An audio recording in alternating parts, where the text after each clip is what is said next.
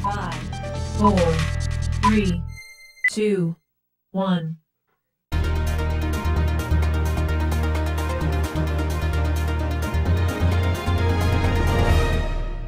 Welcome to Community Foundation Spotlight. I'm Spicer Bell. I'm the president of the Community Foundation of the Eastern Shore, and through this series of programs we shine the Community Foundation Spotlight on nonprofit organizations that are really making a difference in our community. And today my guest is Michelle Hughes, and Michelle is Executive Director of the Life Crisis Center. Welcome, Michelle. Thank you, Spicer. Nice to have you with us.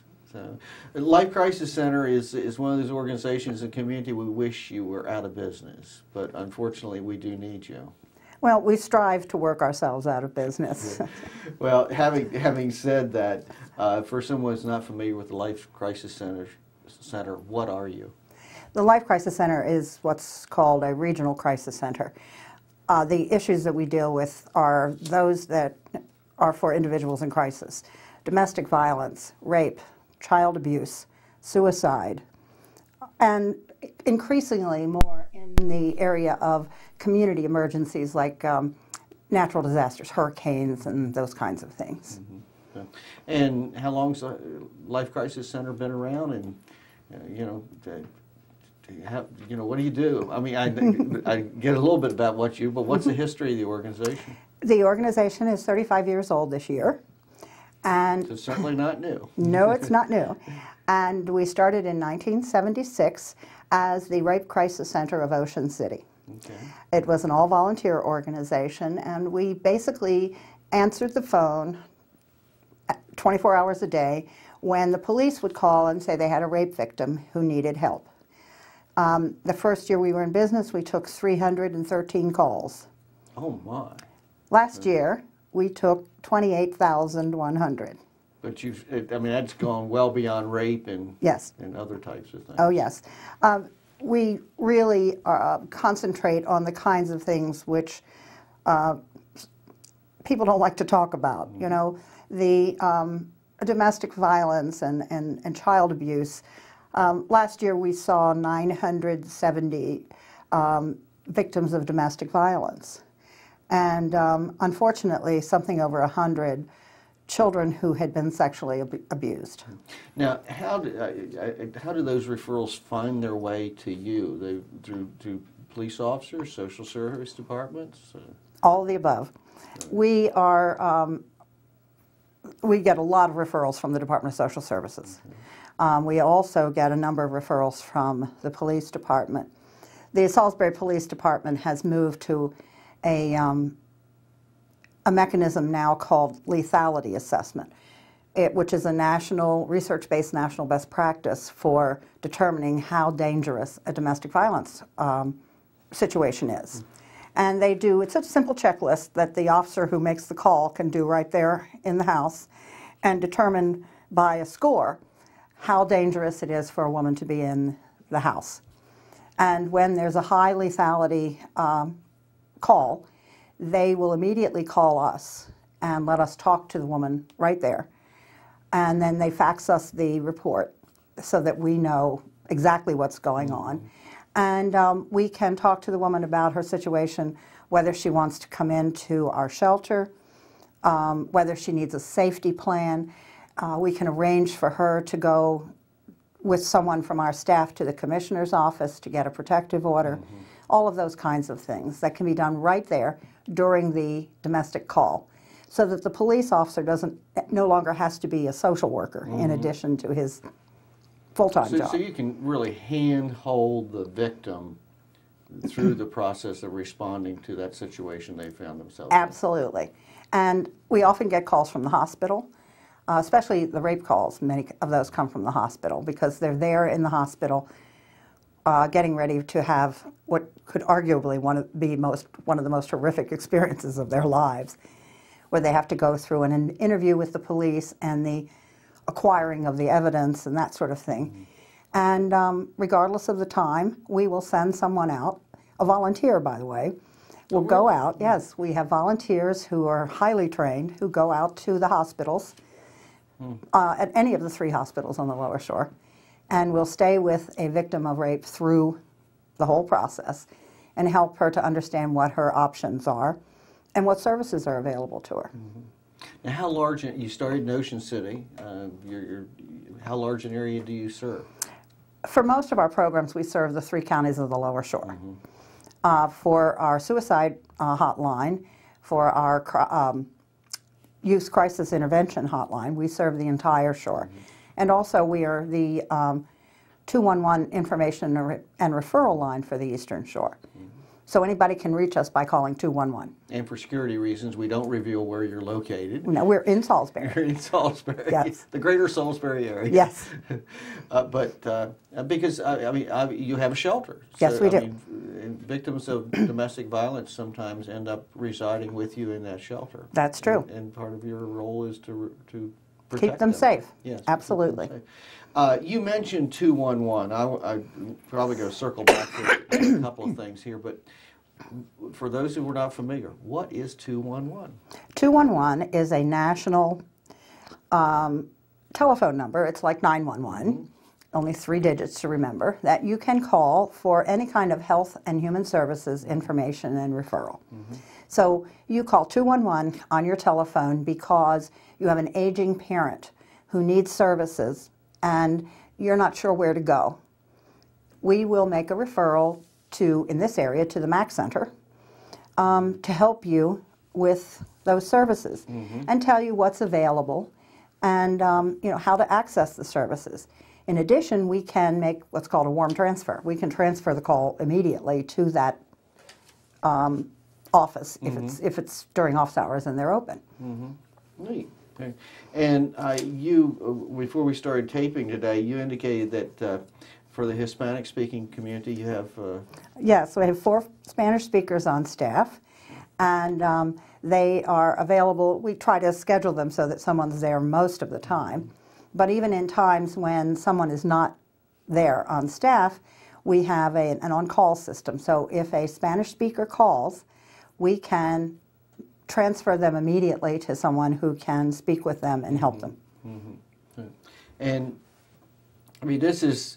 we know if we need the police or a rescue squad, we dial 911. But if we got, some other type of domestic emergency or what have you, we can, if we think somebody has an alcohol or drug issue, they can call 211 and we can get you to where you need to go. So. Yes, and one of the advantages to calling 211 is that if you call Department of Social Services, you're calling their main switchboard.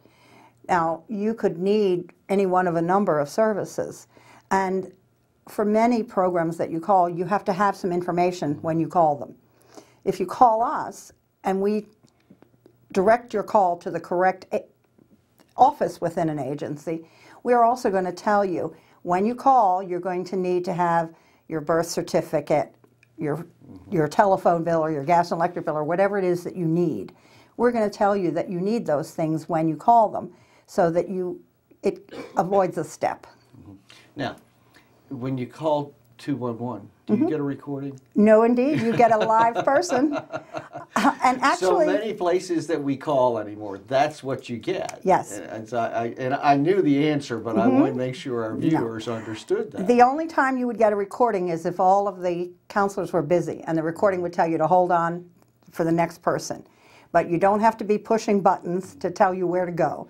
And you staff that, and you cover the whole 9 counties of the Eastern Shore, and you staff that 24 hours a day, 365 days a year. Absolutely. You can call 211 at 2 o'clock on Christmas morning, and someone will answer that phone from our agency. Now, we're coming up to the holiday season. My impression is that sometimes pushes families into crisis. It does. Generally, between Thanksgiving and Christmas is not a very busy time for us. Okay. But right after Christmas, things fall apart. And we begin, our call volume just shoots through the roof, and our shelter will be full beginning in the first part of January, probably through until May.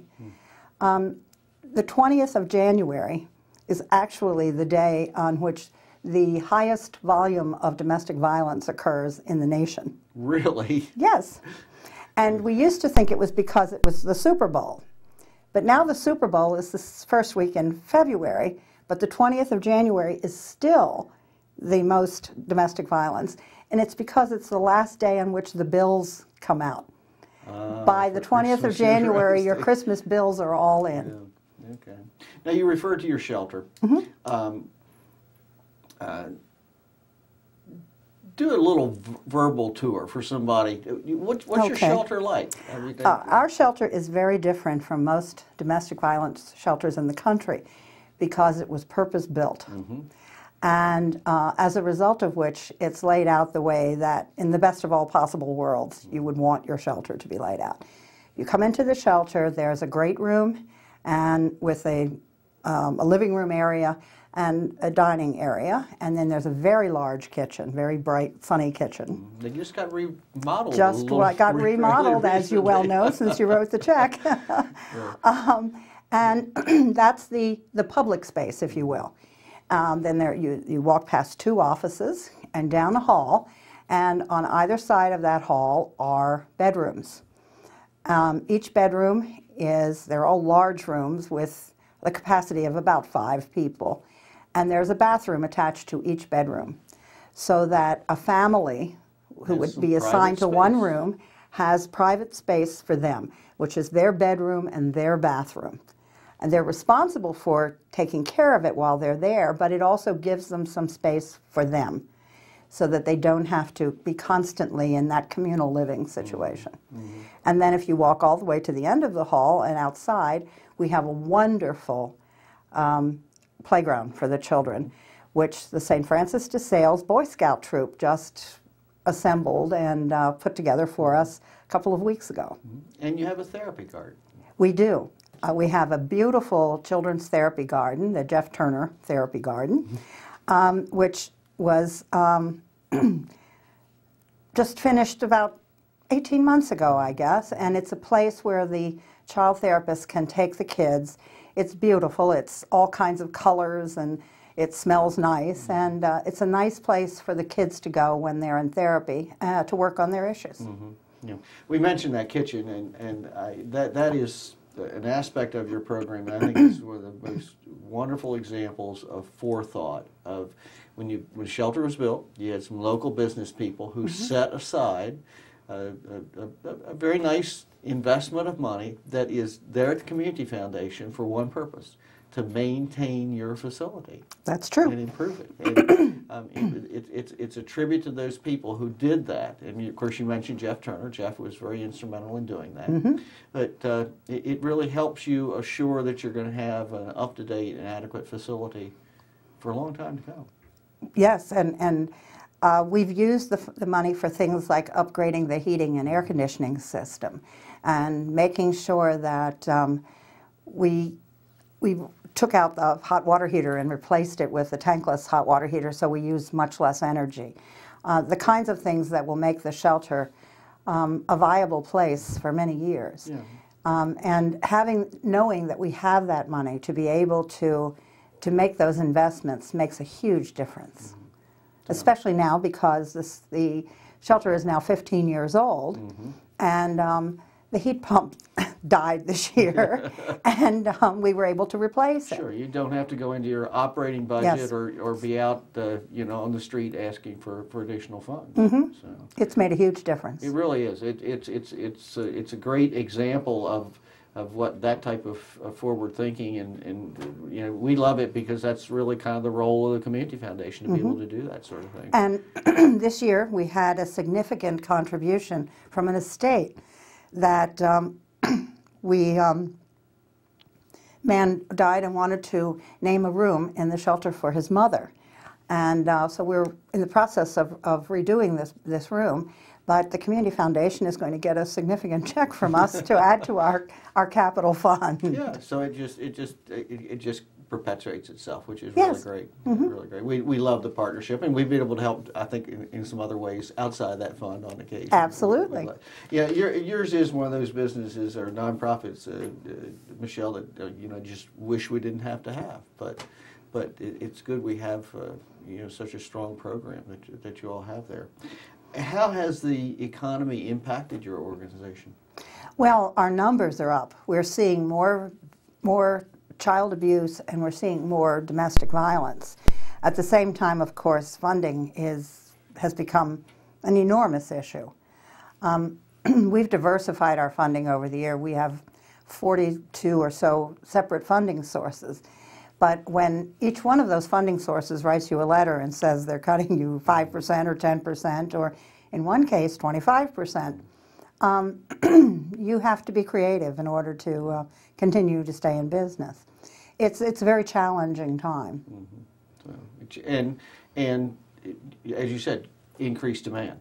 Absolutely, Because of the yes. economy and the pressure that puts on families. Our number of calls is up about 20% this year. Really? Yes. Really? That's amazing. You're watching Community Foundation Spotlight. I'm Spicer Bell, President of Community Foundation of the Eastern Shore. We're talking about the Life Crisis Center here in the Salisbury area. My guest is Michelle Hughes. Michelle is the Executive Director there. And one of these organizations that serves, that really does serve individuals and families in crisis. So, paint a picture of, an individual, a woman is a victim of domestic violence and they end up in your shelter. What kind of progression do they go through? How do you help get them back on their feet? Well, we do a number of things. Within 36 hours of their entry in our shelter, they sit down with a case manager and we work up a plan. And the plan is the woman's plan. She's the driver and tells us the kinds of things that she needs or feels that she needs or wants for her and her children. Everyone who comes to our shelter, every woman, is required to participate in our domestic violence support group. Every child in our shelter is required to be screened by one of our child therapists. We're not saying that we're not saying that a woman has to put her child in therapy, but what we want is for her to be able to make an informed decision. And so the child therapist sits down with the child, does an intake and a screening, and then sits down with mother and says, these are the issues that we see, and this is what we would suggest that you do to help your child. The decision as to whether to do that is the mother's. We also offer her legal protection. We have a staff attorney and a staff of advocates at Life Crisis who will go with her to court to help her get a protective order, get some temporary support, if possible, for the children, and hopefully get her use of the family home so that she doesn't have to stay in our shelter for very long.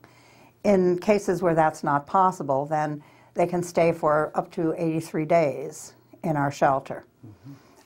During that time, they will go through a number of steps, which can be going to the one-stop job market, getting into a training program for displaced homemakers, any one of a number of steps that would allow them to start planning a violence-free life. And if at the end of 83 days they are moving forward with their plan, maybe they're just not quite there yet. Maybe they're saving for a security deposit, or they're not finished their job training program. We can make an agreement with them to stay on, so long as they're moving toward their goals, until such time as they are able to afford a place on their own or to finish their job training and get a job. Great. Very good. You have some new programs on the horizon. What are they? Well, we do a couple of things. One is our kids fund. Yeah.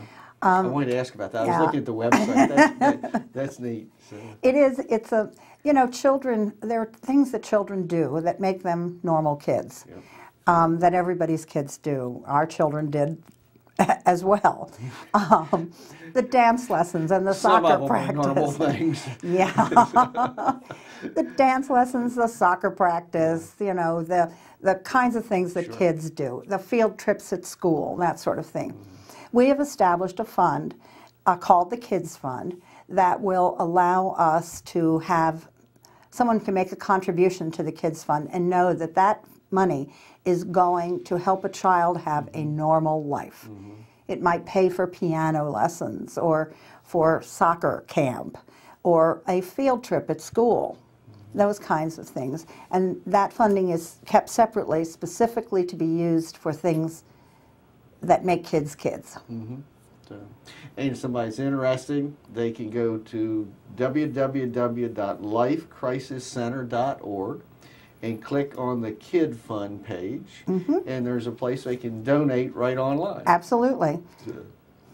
So they could even make a pledge over time. They can indeed. To be able to support kids who are in the shelter. So Yeah. great opportunity to kind of help, maybe patch up some of what these kids have gone through. Well, people don't realize how just tiny pieces of a normal life make such a difference to a child. When you've been uprooted from your home, maybe moved to a different county, have to go to a new school or whatever, those kinds of things, those little pieces of your old life are very important. And these women seldom have the funds to continue those kinds of things. So, this is the kind of thing that the community can do to help that doesn't cost a lot of money, but that makes certain that kids get what they need. We have a birthday fund, for instance, where if you make a $50 contribution, that supplies a birthday party for a child in our shelter, including a cake from Cake Art, and a gift, and the whole birthday, the party. And it does make a difference to these children. If somebody just wants to send a check, give them the mailing address, and I'm sure they'll put it on the screen for us. Absolutely. The mailing address is Life Crisis Center, Post Office Box 387, Salisbury, 21803. Okay, so if somebody would like to sponsor a birthday party or something else, it's a great time of year to reach out to a family that is maybe otherwise didn't have such a great holiday season. Absolutely. And help put it back together for them. And I'm sure for the folks in your center, knowing that they've got somebody out there in the community who cares makes a big difference. It makes a huge difference because people feel very isolated. And knowing that there are people in the community who care about what happens to you and to your children makes a huge difference. What other ways can our viewers help support your work? Well, you can go to our website, and our website has our wish list, which are small things, like batteries for devices that people have, up to very large things. We had a new TV on our wish list, but the Best Buy Women's Leadership Group donated a wonderful flat screen. Fantastic. So we now have a fancy new television. But, those are the kinds of things. Salute to those folks out at Best Buy. Absolutely, and it was wonderful. And every year they come and do a project in our shelter. But, there are all kinds of ways. You can always call 211 and ask, and someone can help you with the different kinds of projects.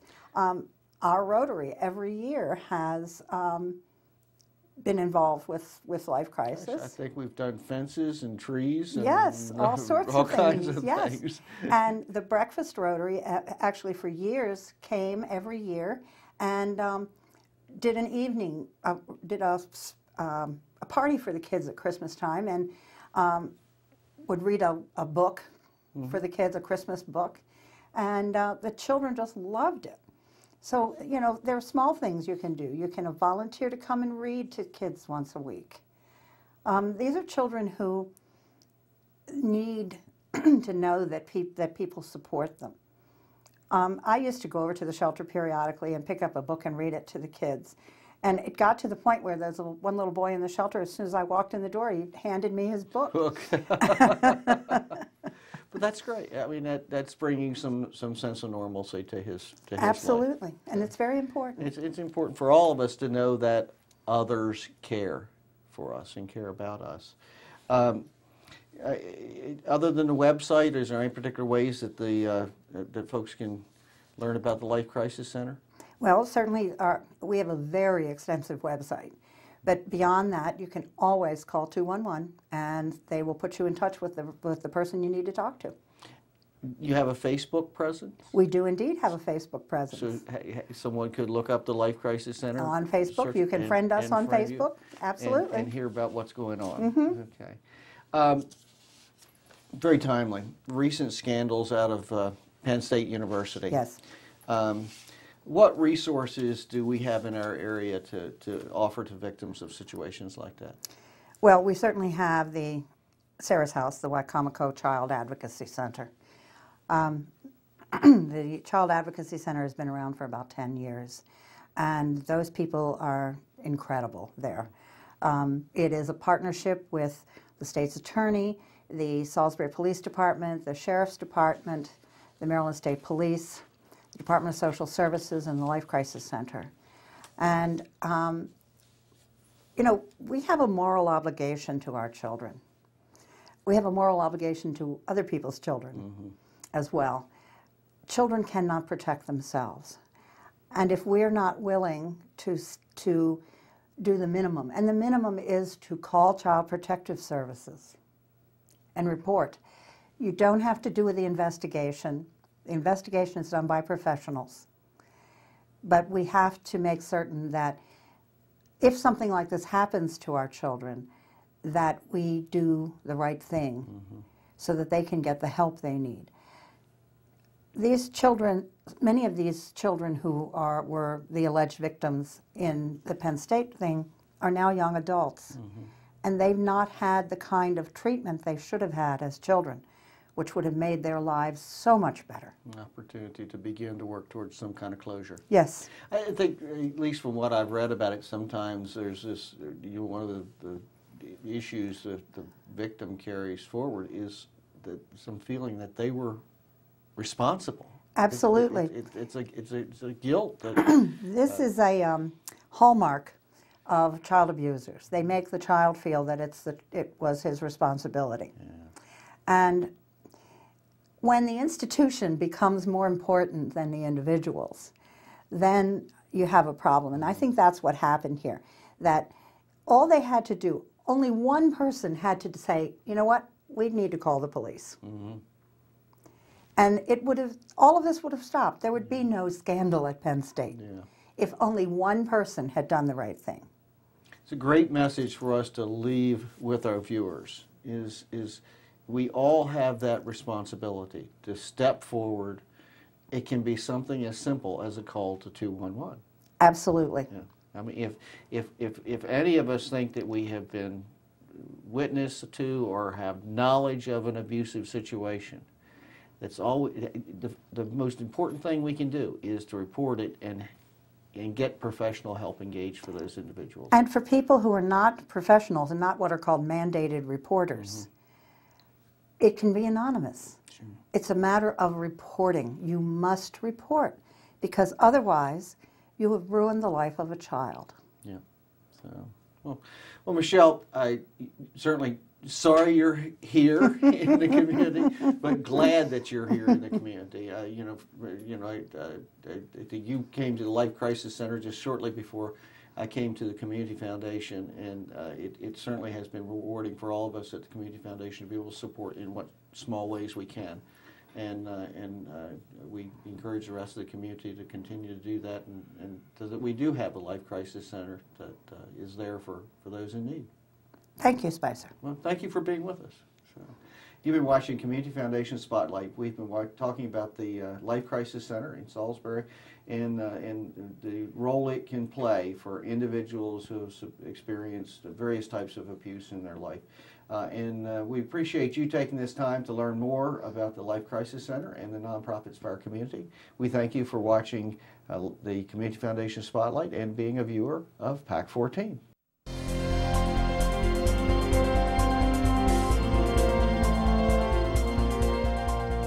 Would you like to see your community organization or nonprofit group featured on PAC 14?